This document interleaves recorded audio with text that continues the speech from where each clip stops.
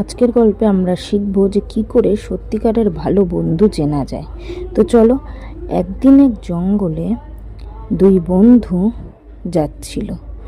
তো তারা হাঁটতে হাঁটতে গল্প করতে করতে বেশ অনেকটা ভিতরে প্রবেশ করে গেল বনের। তো তারপর যতই গভীরে যায় ততই বনের মধ্যে অন্ধকার বেড়ে নেমে আসে, কারণ বনটা তত গভীর হয়ে যায়। তো তখনই হঠাৎ করে তারা দেখে যে দূরে দূরে এক ভল্লুক তাদের দিকেই এগিয়ে আসছে। তো তাই দেখেই সাথে সাথে তার বন্ধুটি গাছের উপরে উঠে যায় এবং অন্য বন্ধুটি ভয়ে পালাতে শুরু করে।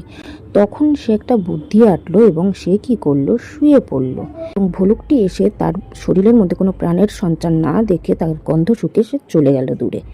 তখন অন্য বন্ধুটি সেটা দেখে তাড়াতাড়ি গাছ থেকে নেমে আসলো এবং তার বন্ধুকে জিজ্ঞাসা করলো যে ভল্লুকটি তোমার কানে কানে কি বলছিল। তখন অন্য বন্ধুটি উঠে দাঁড়িয়ে বলল যে ভল্লুকটি আমার কানে কানে বলছিল, দুঃসময়ে নিজের প্রকৃত বন্ধুটিকে চিনে নিতে শেখো, সবাই কিন্তু বন্ধু হয় না।